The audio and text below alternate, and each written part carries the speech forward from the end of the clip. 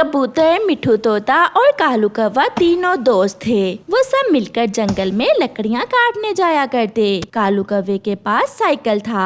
वो मुंह अंधेरे ही अपने काम पर जाने की तैयारी करता है। कालू जी, रात को सारा खाना खत्म हो गया था। अब मैं तुम्हारे टिफिन में क्या रखूं? ऐसे ही खाली टिफिन दे दो, आगे का काम मैं कर लूंगा। खाली टिफिन से कैसे तुम्हारा पेट भरेगा? ये तुम छोड़ो। फिर कालू कौवा अपना खाली टिफिन अपनी साइकिल पर लटकाता है और चलता है। आ जाओ कबूतर और मिठू, जल्दी आ जाओ, धंधे पर चलें, देर हो रही है। अपने अपने खाने के टिफिन लिए कबूतर और मिठू भी आ जाते हैं। एक कौवे के आगे और दूसरा पीछे बैठ जाता है। मिठू, तुम कुछ ज्यादा ही मोटे हो गए हो। साइकिल चलानी बहुत मुश्किल हो गई है। मेरा वजन तुम दोनों से कम है, बस थोड़ी सी चोंच ही तो बड़ी है मेरी। ऐसे वो तीनों दोस्त घने जंगल में पहुंच जाते हैं। सब अपनी अपनी लकड़ियां काट लें और मैं तो उस तरफ जा रहा हूँ। ऐसे वो सब अपने अपने काम में लग जाते हैं। मिठू कुल्हाड़े से लकड़ियां काट रहा था। कबूतर भी सूखी हुई लकड़ियां एक जगह इकट्ठी कर रहा था। अपने लिए कुछ लकड़ियां इकट्ठी कर लेने के बाद कालू कौवा आराम से एक पेड़ के नीचे लेटकर आराम कर रहा था। मोटी चोंच वाला तोता और कबूतर काम पर लगे हुए हैं। अब जल्दी से मैं अपना काम कर लेता हूँ। कौवा उठता है और जाकर मिठू के टिफिन से सारा खाना खा लेता है और टिफिन बंद करके वापस चला जाता है। कबूतर, मैं तो चला खाना खाने, तुम कब खाओगे? मेरा काम अभी रहता है, तुम जाओ। जैसे ही मिठू अपना टिफिन खोलता है, टिफिन खाली देखकर मिठू शोर मचाता है। आज फिर कोई ले उड़ा मेरा खाना, आज फिर कोई ले उड़ा। शोर सुनकर कबूतर और कौवा भी आ जाते हैं। शायद चोंटियां खा गई हैं तुम्हारा भोजन मिठू। टिफिन बंद था, फिर चोंटियां कैसे खा गईं? मेरे साथ 3 दिन से ऐसा ही हो रहा है। हम तो तीनों दोस्त हैं, हम एक दूसरे से ऐसा नहीं कर सकते। ये चोर कोई और ही है। हाँ, वो बहुत बुरा है जो रोज तुम्हारा खाना चुरा लेता है। ऐसे शाम को वो सब अपना अपना काम खत्म करके घरों को वापस चले जाते हैं। हरियाली, जल्दी से मुझे खाना दो, बहुत भूख लगी है। आज फिर कोई मेरा दोपहर का खाना खा गया था। आज फिर बहुत शैतान है वो जो रोज ऐसा करता है। कहीं तुम्हारे दोनों दोस्तों में से तो कोई? नहीं, नाम भी न लो। मेरे मित्र बहुत अच्छे हैं, वो मेरे साथ ऐसा नहीं कर सकते। तुम्हारे दोस्त तुम पर विश्वास करते हैं, मगर तुम हर रोज उनका ही खाना चुरा कर खा लेते हो। वो मुझ पर विश्वास करते हैं और मैं विश्वास का फायदा लेता हूँ। दूसरे दिन जब मिठू काम पर जाने लगता है तो हरियाली टिफिन देते हुए मिठू से कहती है, आज आपने टिफिन का ढक्कन नहीं खोलना। आज जो भी चोर होगा वो पकड़ा जाएगा। मगर कैसे? आपको सब पता चल जाएगा। कौवा भी आ जाता है और वो तीनों दोस्त फिर से घने जंगल की तरफ जाते हैं। मैं तो आज वहाँ दूर जाऊंगा और मैं नदी की तरफ जाकर लकड़ियाँ काटूंगा। मैं तो वो सामने वाला सूखा पेड़ ही काट लूंगा आज। ऐसे वो सब अपनी अपनी दिशा में चले जाते हैं। थोड़ी देर बाद कौवे को भूख लगती है। चल भी कालू, अपने दोस्त का टिफिन देख, आज क्या मिलता है खाने में।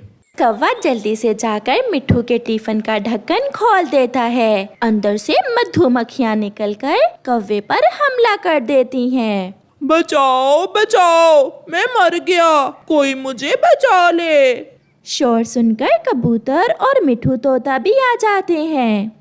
तो तुम हमारे दोस्त नहीं दुश्मन हो। आज मेरी पत्नी ने अच्छी सजा दी है तुम्हें। मुझे बचा लो, प्लीज मुझे बचा लो। मगर मिठू और कबूतर हंसे जा रहे थे।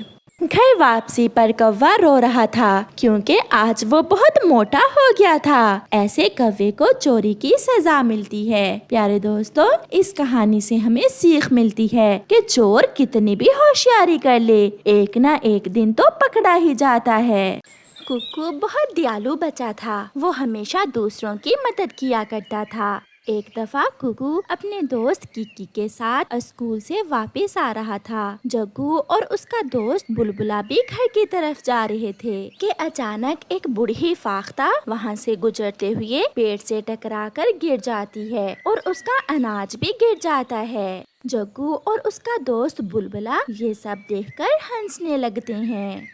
कुकू भागते हुए फाख्ता के पास जाता है। दादी जी, आपको चोट तो नहीं आई? बेटा, मुझे कुछ नजर नहीं आ रहा, कृपया करके मुझे मेरे घर तक छोड़ दो। किकी, चलो जल्दी से सारा अनाज उठाओ। चलें दादी जी। फिर वो दोनों दोस्त बूढ़ी फाख्ता को उसके घर तक छोड़ देते हैं और अपने अपने घर चले जाते हैं। कुकू बेटा, आज तुम इतना लेट क्यों आए हो? गुड़िया तो कब से घर आ चुकी है, मैं परेशान हो रही थी। कुकू अपनी मम्मा को सारी बात बताता है। चिड़िया अपने बेटे की बात सुनकर बहुत खुश होती है।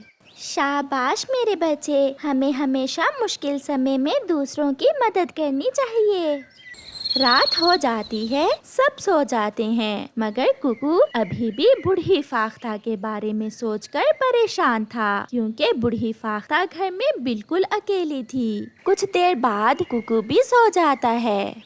सुबह होते ही कुकू को दोबारा बूढ़ी फाख्ता का ख्याल आता है।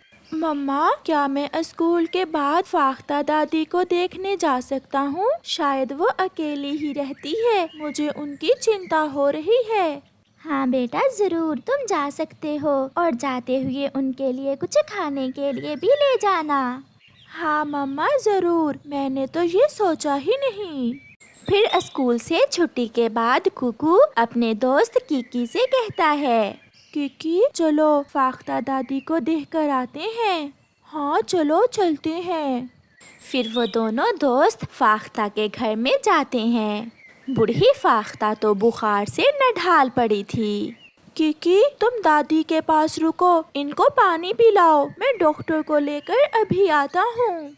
कुकू जल्द ही बुलबुल डॉक्टर को लेकर आ जाता है। बुलबुल डॉक्टर बूढ़ी फाख्ता को कुछ दवाएं देती है और अब बूढ़ी फाख्ता की तबीयत पहले से कुछ बेहतर हो जाती है। दादी जी, क्या आप अकेली ही रहती हैं? हाँ बेटा, मैं यहाँ अकेली रहती हूँ। दादी जी, आपका कोई बच्चा नहीं है? बेटा, मेरे 2 बेटे हैं और एक बेटी भी है, मगर दोनों बेटे शादी के बाद दूसरे जंगल में ही रहते हैं अपनी बीवियों के साथ। और आपकी बेटी? मेरी बेटी की भी शादी हो गई है। मैं उसे परेशान नहीं करना चाहती हूँ, इसलिए मैंने उसे नहीं बताया कि उसके भाई मुझे यहाँ छोड़कर चले गए हैं। दादी जी, आपके बेटे किस जंगल में रहते हैं? बेटा, वो सुंदरपुर जंगल में रहते हैं। अच्छा दादी, अब हम अपने घर चलते हैं। ये कुछ फल रख दिए हैं आपके लिए, अपना ख्याल रखिएगा। अच्छा बच्चों, खुश रहो, आते जाते रहना दादी के पास। हाँ हाँ दादी, जरूर, क्यों नहीं। फिर दोनों दोस्त वहाँ से चले जाते हैं।